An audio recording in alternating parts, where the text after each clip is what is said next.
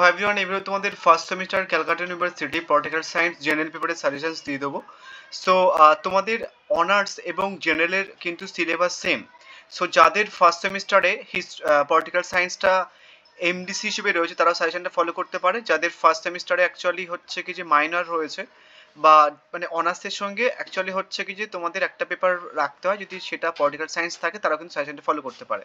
So তোমাদের পেপারটার নাম হচ্ছে কি যে মাইনর 1, এবং যারা অনার্স তাদের পেপারটার নাম হচ্ছে কি ডিএসসি 1। তো এই সিলেবাসটির উপরে মানে রাজনৈতিক তত্ত্ব, ভিত্তিগত ধারণা বা পলিটিক্যাল থিওরি ফাউন্ডেশনাল কনসেপ্টস, এই সিলেবাসটা হচ্ছে কি যে সবার মানে ফার্স্ট সেমিস্টারে যাদের যাদের পলিটিক্যাল সায়েন্স রয়েছে অনার্স কিংবা জেনারেল, মেজর কিংবা মাইনর বা যাই হোক, তো সবারই কিন্তু এই সাজেশনটা ফলো করতে পারে। সো আমি অ্যাকচুয়ালি প্রচণ্ড ডিটেলে সাজেশন পোস্ট করি।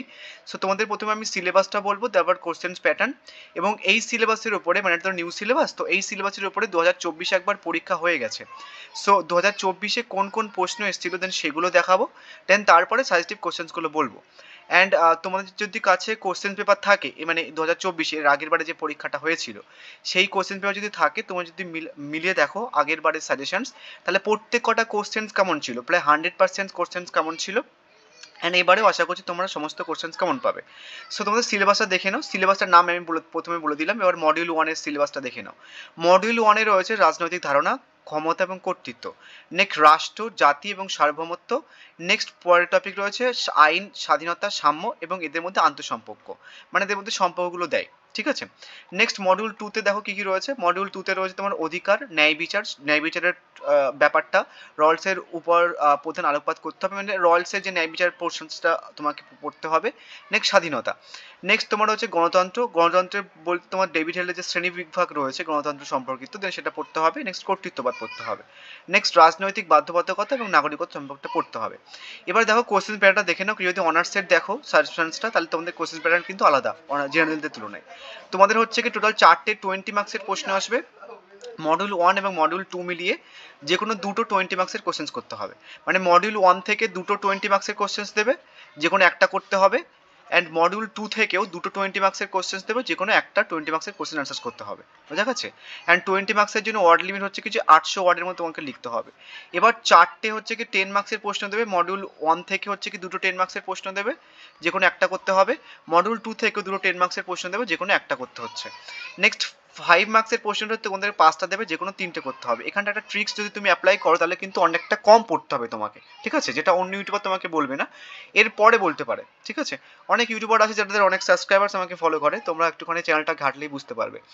এবার জেনারেলের কোশ্চেন প্যাটার্ন দেখে নাও। তোমরা যারা জেনারেলে রয়েছে বা যাদের এমডিসি রয়েছে political science as a, next হচ্ছে কিছু মাইনর 1 রয়েছে, তারা সাজেশনটার যে কোশ্চেন প্যাটার্ন তোমাদের একটু আলাদা। তোমাদের হচ্ছে কি যে তোমাদের মডিউল 1 থেকে 3টে 15 মার্কসের প্রশ্ন দেবে। ঠিক আছে? লিখতে হবে কিন্তু দুটো। মডিউল 1 থেকে কটা 15 মার্কসের প্রশ্ন দেবে? 3টে 15 মার্কসের প্রশ্ন দেবে, যে কোনো দুটো লিখতে হবে। নেক্সট মডিউল 2 থেকেও তোমাদের 3টে 15 মার্কসের প্রশ্ন দেবে, যে কোনো দুটো তোমাকে লিখতে হবে। ঠিক আছে? নেক্সট এবার 5 মার্কসের প্রশ্ন তোমাকে 5টা দেওয়া হবে, যে কোনো 3টে তোমাকে করতে হবে। এবার এখানটা ইংলিশে ট্রান্সলেট করা আছে, চাইলে দেখে নিতে পারো, এটা অনার্সদের। এবার হচ্ছে কি যে এর আগের বারে 2024-এ পরীক্ষা হয়েছিল, তো এই সিলেবাসের উপরে তোমাদের কোশ্চেন পেপার লেখা ছিল কিন্তু 2023, বাট পরীক্ষা হয়েছিল 2024-এ।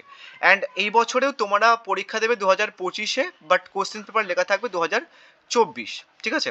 এটা হচ্ছে কি যে অনার্সের কোশ্চেন্সগুলো যেগুলো হচ্ছে কি যে অনার্সদের দিয়েছিল এই সিলেবাস থেকে। আমি হচ্ছে কি যে সাজেশনটা বানিয়েছিলাম, তোমরা যদি মিলে দেখো প্রত্যেক কটা কোশ্চেন্স হচ্ছে কেমন ছিল। একটা নতুন কথা বলবো, যে কথাটা তুমি পরবর্তীকালে, আজকে তো নর্মালি হচ্ছে কি যে 15 তারিখ নভেম্বরের, এর পরবর্তীকালে যারা ভিডিও পোস্ট করবে মানে ফার্স্ট সেমিস্টারে পলিটিক্যাল সায়েন্সের অনার্স, তোমরা দেখবে যে সেই কথাগুলোই বলবে। যে নতুন কথাটা হচ্ছে কি সেটা, যে এই মডিউল 1 থেকে তোমাদের টোটাল 5টা হচ্ছে কি যে 5 মার্কসের প্রশ্ন দেয় মডিউল 1 এবং মডিউল 2 মিলিয়ে।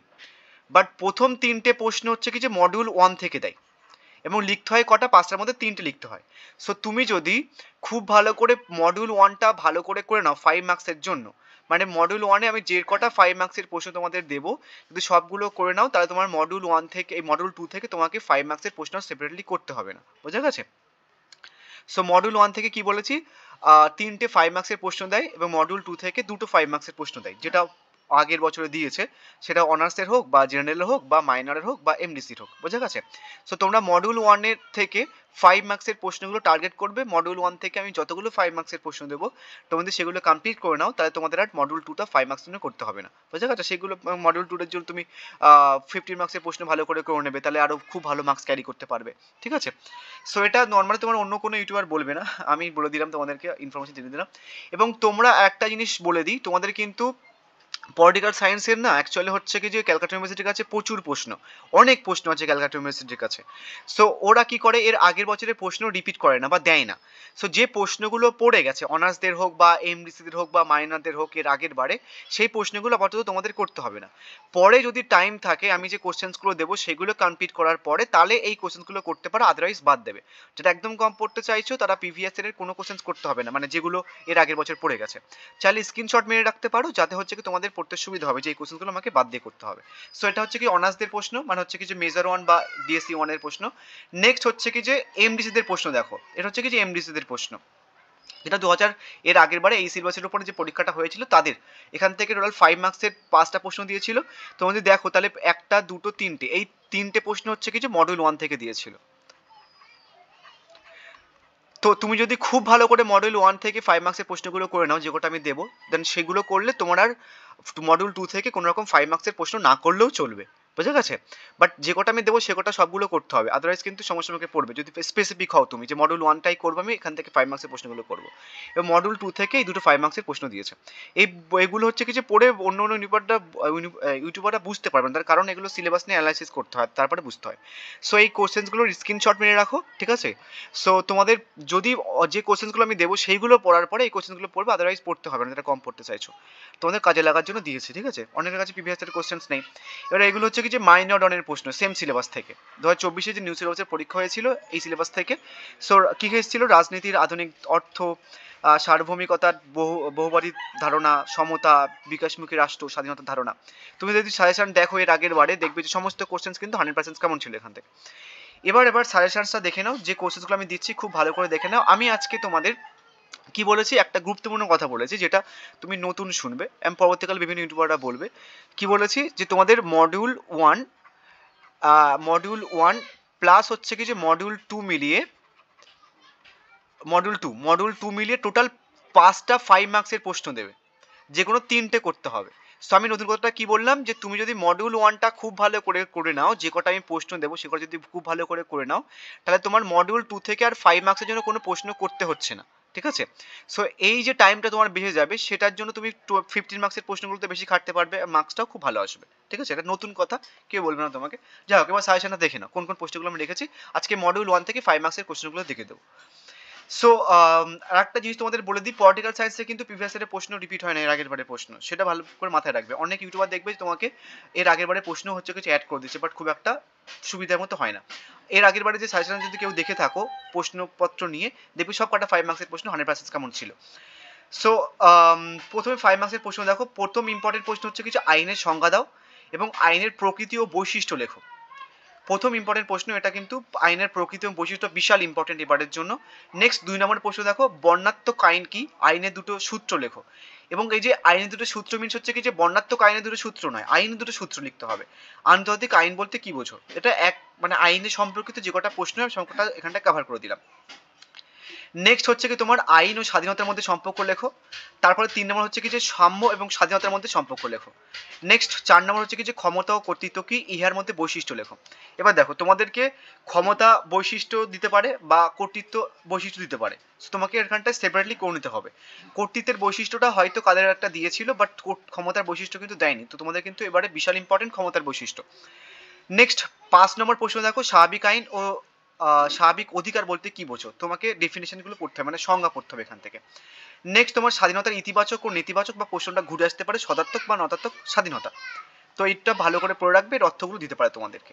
নেক্সট হচ্ছে কি তোমার রাজনীতির মৌলিক একক সম্পর্কে লেখো। নেক্সট তোমার সাবেকি কর্তৃত্ব ও সম্মোহিনী কর্তৃত্ব কি, দুটোর মধ্যে একটা কিন্তু মাস্ট দেবে এবার। নেক্সট হচ্ছে কিছু আইনের অনুশাসন। সো এই 9টা প্রশ্ন হচ্ছে কি যে বিশাল ইম্পর্টেন্ট তোমাদের 5 মার্কসের জন্য। অ্যান্ড তোমাদের কিন্তু এবারে এই সেম সিলেবাস থেকে তোমার 4টে পরীক্ষা হবে।